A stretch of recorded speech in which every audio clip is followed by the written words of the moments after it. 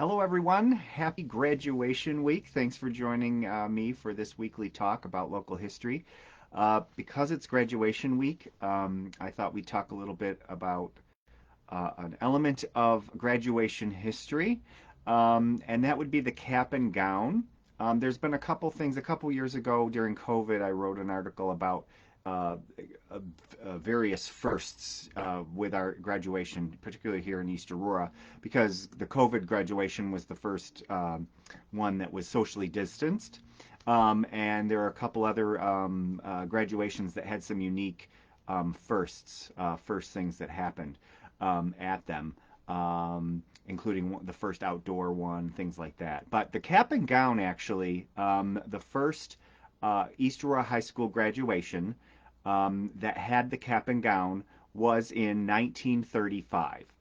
We've become so accustomed to perhaps, especially more recently, we've become more accustomed to caps and gowns just being part of graduation at the high school level, in addition to the university and college level.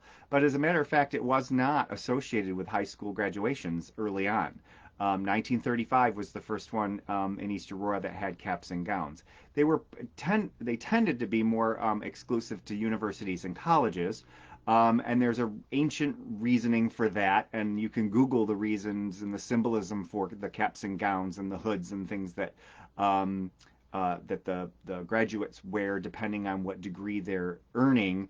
But for high schools, the cap and gown wasn't a thing, and high schools started to and school districts started to take on university traditions, mascots being one of them. We talked about that previously.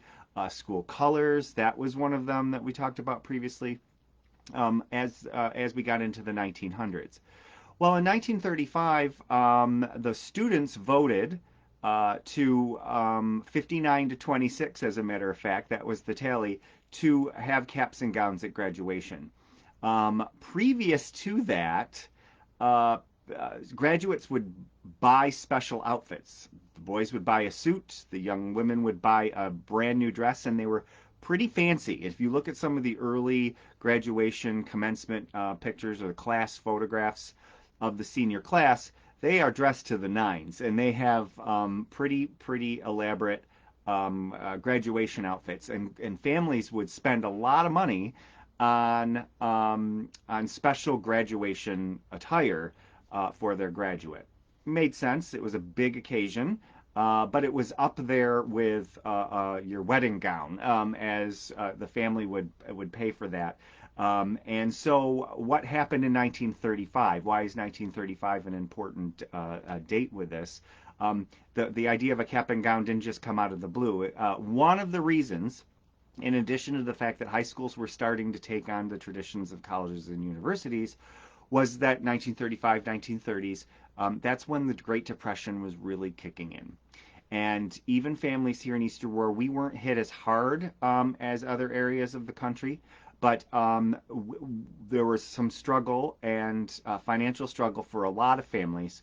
And the school realized that a lot of families could not perhaps afford a fancy outfit, a fancy dress, or a suit, brand new suit, a special graduation suit. And so, one of the major reasons that the students voted and the school district encouraged going to a cap and gown was because of the Great Depression and families not being able to perhaps afford a fancy outfit. And that was, and I didn't even think about this. I saw that the caps and gowns in an article, the headline that caps and gowns were chosen. But as I read further into the East Aurora Advertiser article back in March, actually, it was in March of 1935, um, and that the reasoning was because of financial reasons for families. And they had said that one of the reasons in this article, they had said one of the reasons was that they thought the class sizes were getting bigger and that it would look nicer to have a uniform appearance on stage, but also that the one hope, this is a direct quote from the Easter Advertiser article, one hope was that it would do away with much unnecessary expense for quote unquote special clothes for the upcoming graduation. And the school board actually did not make the decision. It was brought to the school board's attention, but the school board actually left it up to the senior class, and then they again voted 59 to 26 in 1935.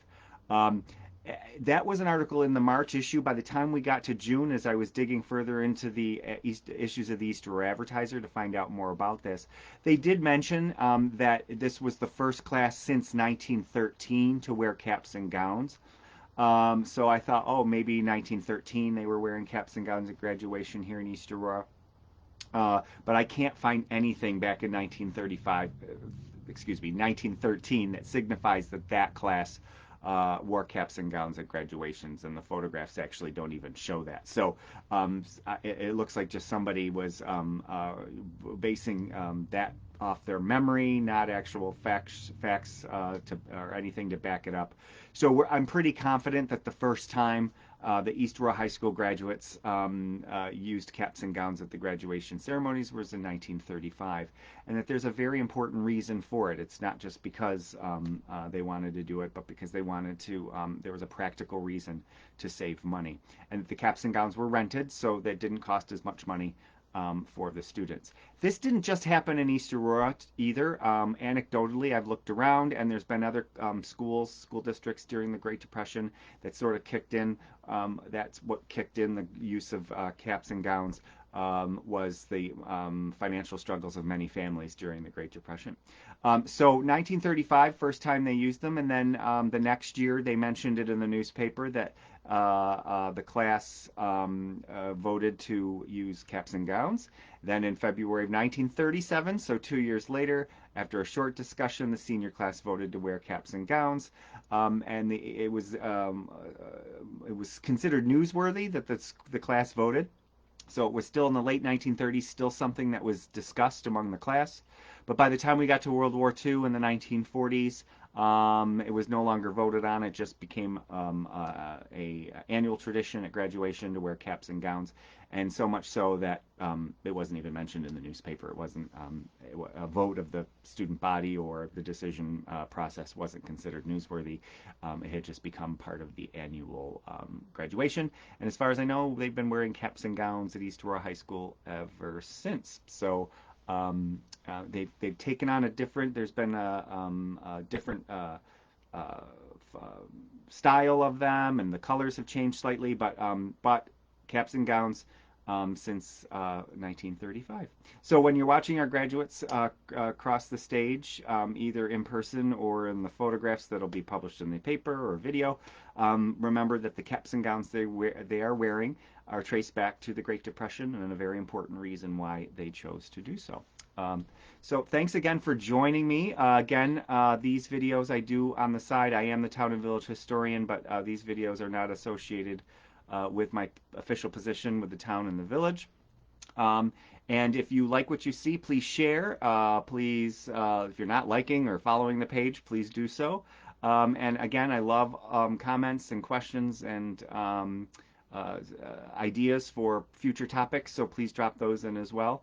If you have a specific question, I'd be glad to try to answer it. And as we go into summer, I think we'll have a few more excellent topics. I already have a couple in the pipeline. So thanks again for joining us, and thanks for listening, and we'll see you next time.